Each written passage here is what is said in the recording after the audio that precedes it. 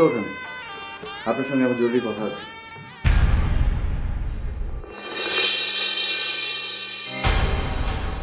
কি আসছে, আপনি শুনতে পাচ্ছেন না? আপনার সঙ্গে আমার জরুরি কথা আছে, ঘুমটা ওঠান। অযথাই এত নাটকের প্রয়োজন নেই, যা বলার আপনাকে স্ট্রেট বলছি। আমি আপনাকে বিয়ে করতে পারবো না। তুমি বসো তো বৌমা, আমি নিজেই করতে পারবো। এতদিন ধরে তো এসব কাজ একাই করেছি। সারা জীবন এসব একা করেছো বলে বাকি জীবনে কি তাই করতে হবে? মা থাকে চিন্তায়, কারণ তার এতদিনের সন্তান বউয়ের আঁচল নিচে চলে যাবে না তো। আর বউ ভাবে তার জামাই মা ভক্ত হনুমান নয় তো। আহ মামা, তুমি থামবে? এবার বুঝেছো তো? তুমি আমাকে ফেলে অন্য একটা মেয়েকে বিয়ে করার পরেও তোমার প্রতি আমার ভালোবাসা কমেনি। প্লিজ ফারিয়া, তুমি আমাকে একটু সময় দাও, দেখো আমি সব ঠিক করে ফেলবো।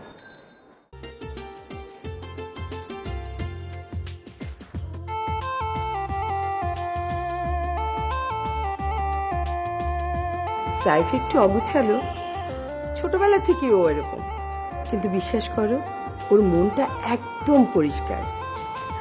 তোমাকে একেবারে বুকের মধ্যে করে আগলে রাখবে। কাজটা আমার জন্য অনেক বেশি ইম্পর্ট্যান্ট। হোপ এটা তুমি বুঝতে চাইবে। ওকে, চলো সাইফ।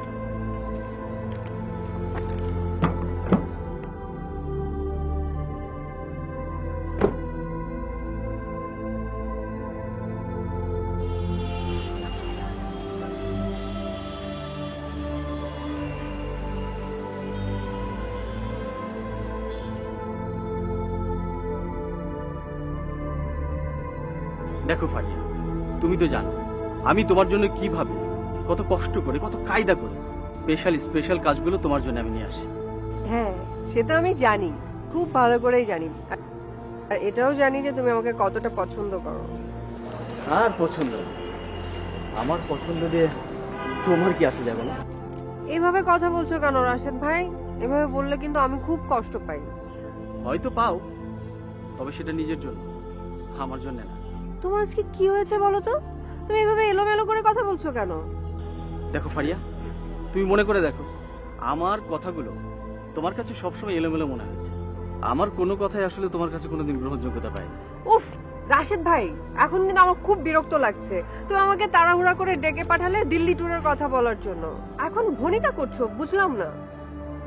কাজ করতে তুমি খুব পছন্দ করো, তাই না? অবশ্যই, তুমি তো জানো ক্যারিয়ারের ব্যাপারে আমি কতটা সিরিয়াস। হ্যাঁ জানি। আচ্ছা, আমাকে তোমার কি মনে হয় কাজের ব্যাপারে আমি কতটা সিরিয়াস বলো তো?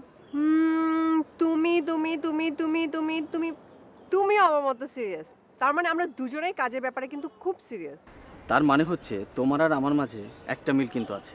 হ্যাঁ, মিল তো আছেই, আর এই জন্য কিন্তু তোমাকে আমি এত পছন্দ করি। আচ্ছা শোনো, আমাদের যে দিল্লি ট্যুরের ব্যাপারে তোমার কি সব প্ল্যান হয়ে গেছে?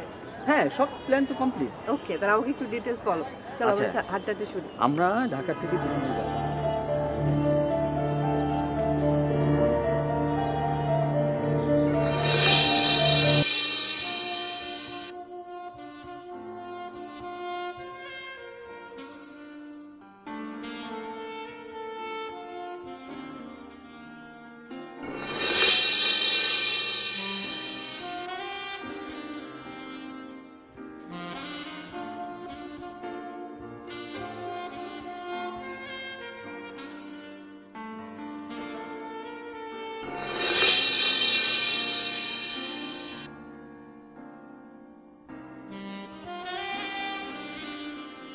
বৌমা, বৌমা।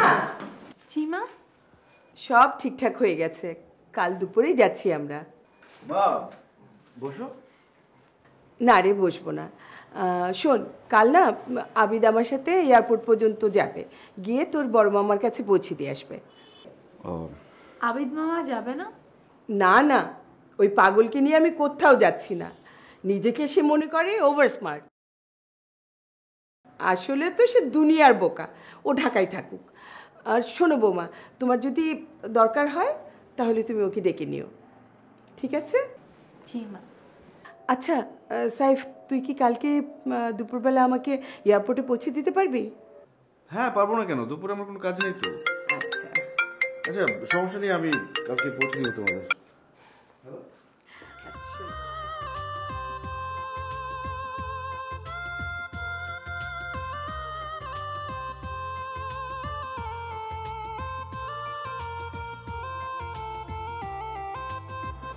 হ্যাঁ বলো।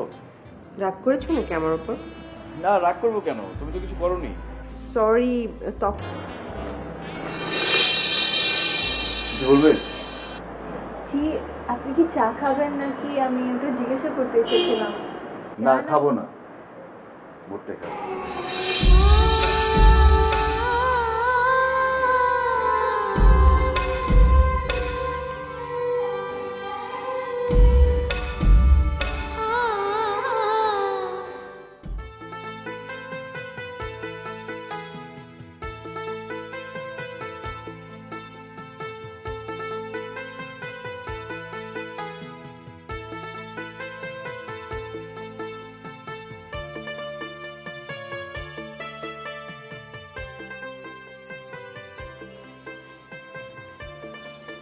এই আপা, তাড়াতাড়ি কত দেরি হয়ে যাচ্ছে।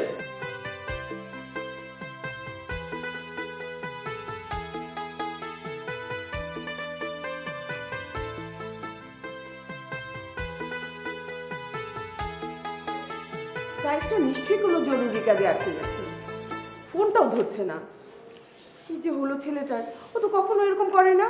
আহ আপা, তুমি নিজেই বললা যে ও জরুরি কোনো কাজে আটকে গেছে, এখন আমার দুশ্চিন্তা করতেছো। এত টেনশন করো না তো, আমি আছি না। আর শোনো আপা, তোমার কিন্তু জলদি করতে হবে, নাহলে কিন্তু টাইম মতো এয়ারপোর্টে পৌঁছতে পারবো না। হ্যাঁ, তাই বলি, তুই যা, তুই বারবার আমি আসছি।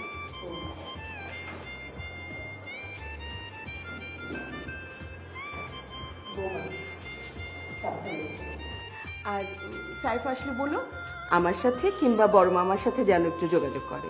জি মা। ভালো থেকো, হ্যাঁ? আল্লাহ হাফেজ।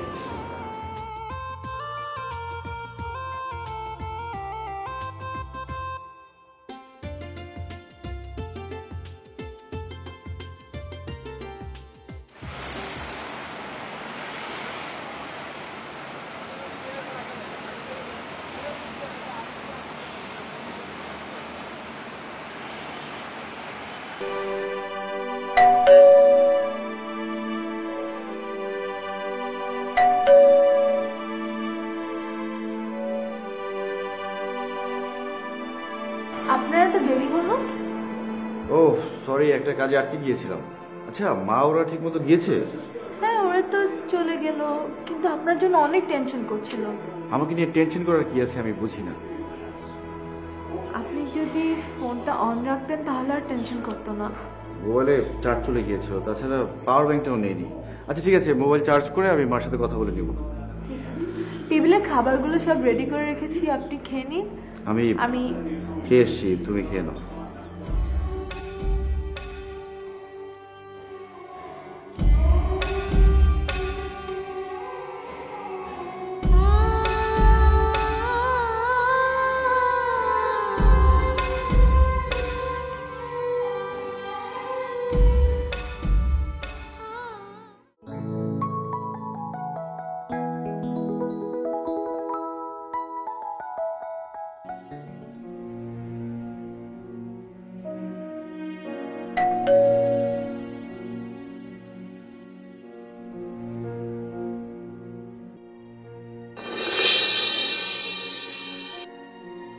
কাকে চাই? তুমি নিশ্চয়ই নীরা। জি, আপনি? আমার নাম তো তুমি নিশ্চয়ই শুনেছ। আমি ফারিয়া। সাইফ বাসায় আছে? জি আচ্ছা, আপনি ভিতরে আসুন।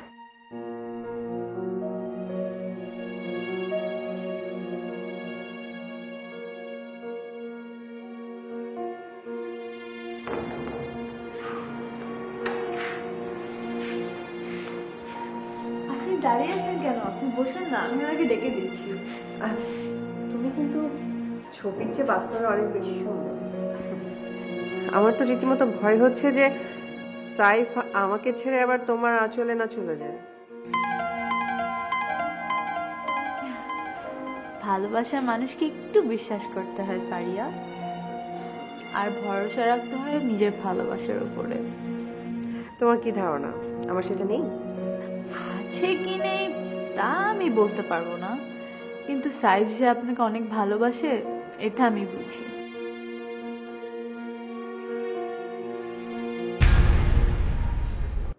আচ্ছা ঠিক আছে, আপনারা তাহলে নাস্তা করুন, আমি একটু কিচেনে যাই।